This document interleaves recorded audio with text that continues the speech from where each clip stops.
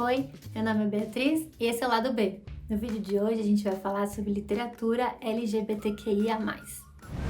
Então hoje eu trouxe uma convidada muito especial para falar aqui no canal, porque junho é um mês comemorado, né, como o mês do orgulho LGBTQIA+, e assim, ela é uma referência para mim. Ela tem um canal literário aqui no YouTube há bastante tempo, é uma pessoa muito inspiradora, sempre traz muitas indicações que me deixam com vontade de ler. E a gente tem algumas ideias muito assim, afins, e que muito generosamente aceitou o meu convite para falar aqui no canal. Eu tô falando da Bárbara Kraus, do B de Barbárie. Ela vai se apresentar aí para vocês e vai indicar então 2 livros desse universo LGBTQIA+, pra gente conhecer um pouco mais dessa literatura. Então, com vocês, Bárbara Kraus. Olá, pessoal, como vocês estão? Pra quem não me conhece, meu nome é Bárbara Kraus. Eu tenho o canal no YouTube e Instagram B de Barbárie. E eu fui convidada pela B para vir aqui, muitos Bs, né? Para fazer um conteúdo especial para vocês nesse mês do orgulho que culmina no dia 28, que a gente comemora 51 anos de Stonewall. Mas eu percebi, quando eu tava pensando nesse projeto aqui, o quanto a gente está acostumado a ler LGBTs estadunidenses, né? Vem muita coisa de fora. E aí eu pensei em trazer para vocês, então, 2 dos meus romances favoritos, latino-americanos como Nós, e que tratam de pessoas que eu leio como bissexuais. Quando a gente fala dessa leitura da bissexualidade na literatura, a gente pode argumentar que em alguns momentos não é uma bissexualidade, mas é a pessoa ainda não compreender que parte dessa sexualidade que ela desempenha é uma heterossexualidade compulsória. Mas eu acho que é possível fazer a leitura desses 2 livros dessa forma, então eu vou apresentar para vocês. O primeiro deles é Febre Tropical, de Juliana Delgado Lopera. Juliana é uma pessoa trans que se identifica com os pronomes they, them, né? Então eu vou tentar tratar no neutro mesmo aqui em português para respeitar essa decisão. E Juliana escreve esse livro que tem muito de autobiográfico, porque assim como na sua própria história, a gente tem uma protagonista que vem da Colômbia e vai para os Estados Unidos por causa de uma migração que os pais precisam ali por causa de dinheiro, oportunidades de emprego. E ela vai ser então socializada nesse novo país dentro da igreja. Mas lá dentro ela se apaixona por uma garota. Ela vai ter um relacionamento com um dos meninos da igreja, ela gosta muito dele, mas o verdadeiro amor por quem ela é mais apaixonada é essa garota. Então a gente acompanha essa relação que se estabelece ali entre os dois, entre as duas, e o desenvolvimento disso dentro da própria personagem, que não tá num ambiente que para ela é muito convidativo, muito familiar, porque ela tá longe de casa.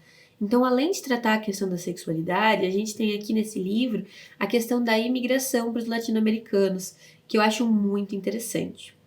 E o outro livro que eu escolhi é este aqui, Fabián e o Caos, de Pedro Juan Gutiérrez. O próprio autor, Pedro Juan Gutiérrez, é uma pessoa bissexual, e esse livro aqui é uma autoficção. Ele entrelaça 2 histórias, a de Fabián e a de si próprio. Então existe um personagem chamado Pedro Juan que encontra com o Fabián em uma determinada parte da história, eles têm uma amizade, e a gente tem então a história da Revolução Cubana se passando no começo do livro, quando Fabián e Pedro ainda são crianças, e a gente tem o crescimento desses personagens e as descobertas em torno da sua sexualidade. O foco é no Fabián, e a gente vê que até o desenvolvimento e a descoberta sexual do Pedro, elas estão um pouco para trás desse protagonista que a gente tem. Mas é muito interessante ver como essas coisas se desenrolam em um país que está passando por mudanças estruturais.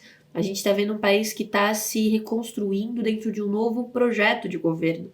E ao mesmo tempo essas pessoas estão se descobrindo.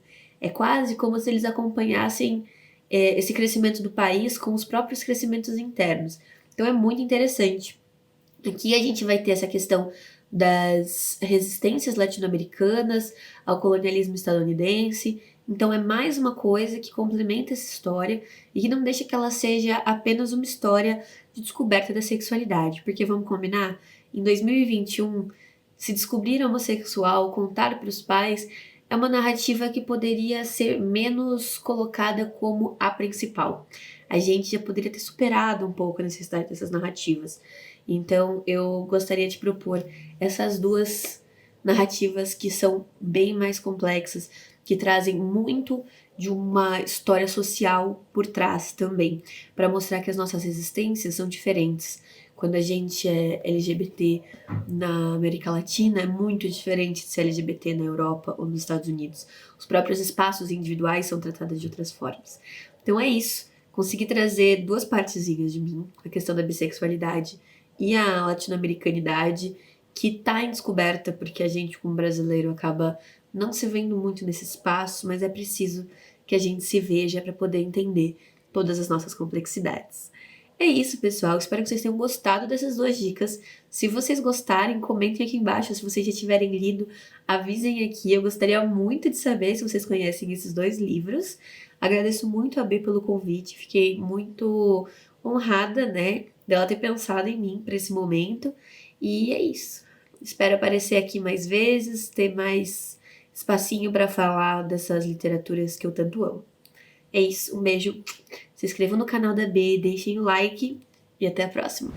Bom, essas questões que a Bárbara trouxe, eu acho de extrema importância. Eu também tinha pensado, né, quando eu mesma estava selecionando alguns livros da temática para poder fazer o canal, e aí depois pensei, não, calma, tem pessoas mais adequadas para falar sobre isso, e aí pensei na Bárbara. Concordo com ela com relação a gente achar que os livros, as narrativas, que a gente tem mais acesso sobre pessoas que se identificam, né, como LGBTQIA+, são mais americanizadas, e também a gente não faz parte desse contexto, então não somos norte-americanos, então são narrativas que de fato trazem mais para a realidade que a gente concretamente vive. E outro aspecto que eu acho muito importante é que pra gente parar um pouco de ir atrás desses tipos de narrativas que são só de ai, fulano se assumiu, ou como que foi essa questão de lidar com isso, contar pros pais, enfim, tem muitos filmes, né, que acabam abordando o LGBTQIA+,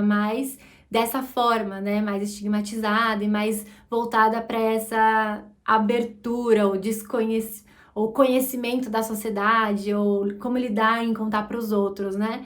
Então é legal a gente ver narrativas que abordem outras questões, né, que são tão importantes quanto essa narrativa mais conhecida. Então eu gostei muito das indicações, com certeza vou ler os dois livros. O primeiro já estava na minha lista, e agora com a indicação da Bárbara, os dois entraram, assim, subiram as posições para eu poder ler. E se vocês conhecerem algum livro que vocês tenham pensado, né, para esse mês do orgulho, deixem aqui nos comentários pra gente trocar dicas, porque eu adoro as indicações de vocês.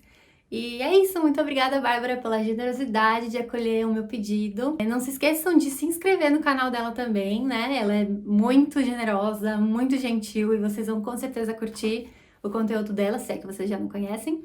E também me dá aquele like, porque, né, esse vídeo foi especial. E é isso, muito obrigada e até o próximo vídeo.